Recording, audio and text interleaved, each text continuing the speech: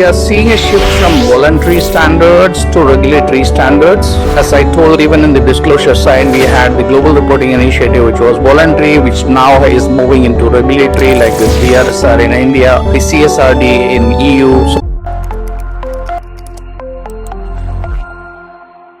Sustainability Karma.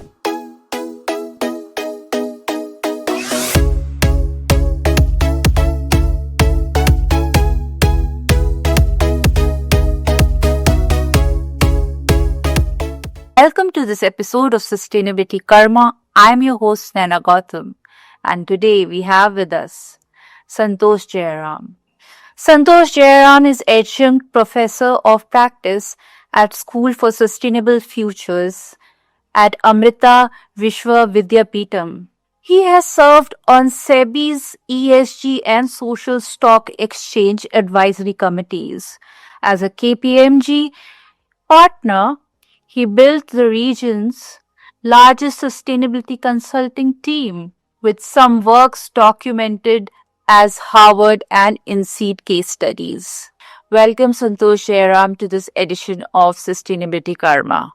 Thank you for having me here. So, what do we mean by sustainability standards and what is their purpose? Sustainability standards are standards developed both voluntary, regulatory in nature, which helps organizations to kind of guide them towards a more sustainable operations, benchmarkings, processes, products, etc.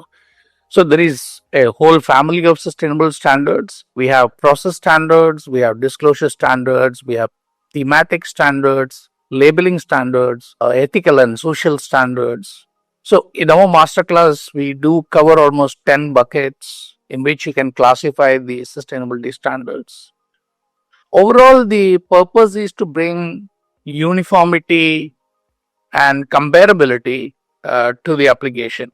Right? I mean, when organizations follow this standard, this will in turn improve global credibility and also reduce greenwashing. So, what are the main differences between sustainability standards and frameworks on the other hand? Standards will have binding requirements, whereas frameworks more of, you can compare like they are more of scaffolding or guardrails. They can help you stay on path.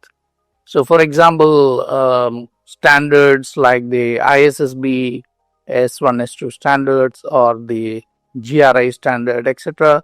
Yeah, these are standards. Whereas if you look at TCFD or the climate related financial disclosures or integrated reporting frameworks or the impact management project framework, these are frameworks which are more guiding the organization, whereas the standards are more binding requirements. What are some of the most widely recognized reporting standards used globally? As I said, there is a whole family of sustainability standards. So maybe I can start with, for example, disclosure side. The disclosure set of standards, GRI or Global Reporting Initiative, is still the most popular standard. Standards from the Sustainability Standards Board, the ISSB, is picking up now. On climate change, for example, the ISO 14064 is a popular standard. And there are also new standards like the net zero standard from the Science Based Target Initiative or SBTI, which is gaining traction. On the labeling side, for example, Energy Star, we might have seen this 5-star rating on energy consumption on all our electrical equipments. So Energy Star or forest stewardship certification, mainly we might have seen in the packaging of the papers or something like that.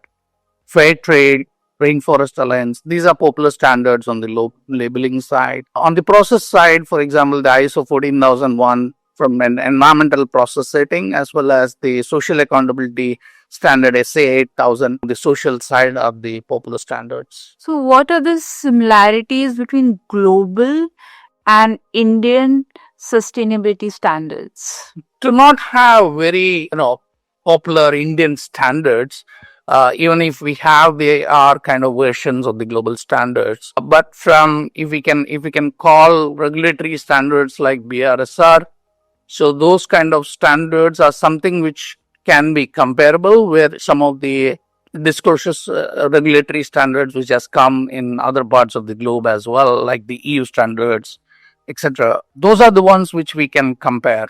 And there again, BRSR very specifically tells you what to report, and the things which are put out there as the core reporting and the essential reporting. Those are the must to report. Whereas if you really look into the EU standards, they say that you apply a materiality principle. What is material from both an impact perspective and a financial perspective is what you report. So it's not that a whole set of indicators need to be reported. Again, I go back to what I explained earlier, is that some are dominated or the for example, the EU reporting standards are more dominated by the principle based approach, whereas in India it's more prescriptive that you have to report this. How do companies decide which sustainability standard they should choose? So overall, there are different ways companies look at it. Like, so for example, definitely the regulatory perimeter. Because if you are a multinational company operating in about 20 countries, some of the standards which are part of the regulation becomes a mandate for you. So the regulatory perimeter is definitely one way the companies choose. The second one is, for example, investor expectations. There would be investors who would be seeking that the company follow a particular standard. So definitely investor expectations. Definitely the strategic fit, right? I mean, how does it fit the organization? Or it can be from a client requirement as well. How do you see the sustainability standards evolving in the future? What we are seeing is that we are seeing a shift from voluntary standards to regulatory standards. As I told, even in the disclosure side, we had the Global Reporting Initiative, which was voluntary, which now is moving into regulatory, like with BRSR in India, the CSRD in EU, so likewise in many parts of the world. So we are seeing this overall shift from voluntary standards to regulatory standards. The second part which I would see is that a global alignment of the standards as well. So we can see that the ISSB has integrated other similar standards like the SASB, as well as the integrated reporting standards as well, or framework, and also the TCFD. So we are seeing a global alignment of the standards. That's another evolving trend.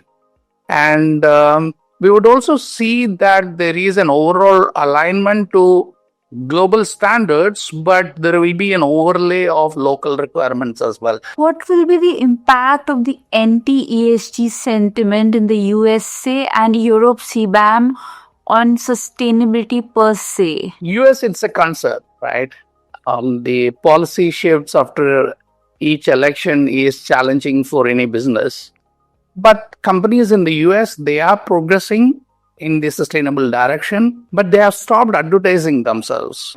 So yes, US, it looks difficult from an administration perspective, but the overall direction in which the companies are moving in the US, they still are moving in a more, adopting sustainability practices. EU, I would say it's little bit better planned, but they also have stumble blocks, and they are delaying the implementation of some of the regulations under the EU Green Deal. But the overall direction is certain, right? CBAM, as you mentioned, is a way to have a global carbon pricing. So timing-wise, there might be some negotiations, but I think the overall direction is certain. So that's how I see the EU. So these are the pivots on which the companies decide which sustainability standard to adopt. Thank you very much, Santosh. This is Naina Gautam signing off for Sustainability Karma. We hope you like this program.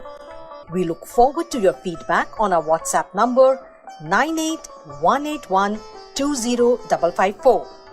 For participation in this program, write to us at sustainability.karma@gmail.com. Looking forward to meet you again at the same time next week with a new episode and a new guest. Till then, goodbye from all of us. Sustainability Karma.